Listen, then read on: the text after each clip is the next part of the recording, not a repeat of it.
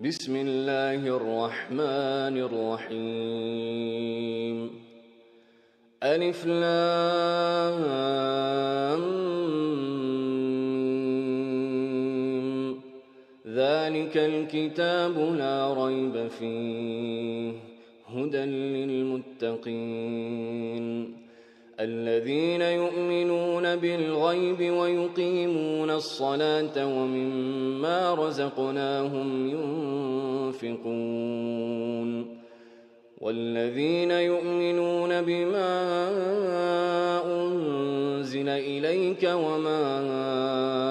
أنزل من قبلك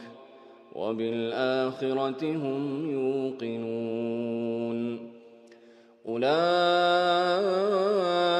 على هدى من ربهم وأولئك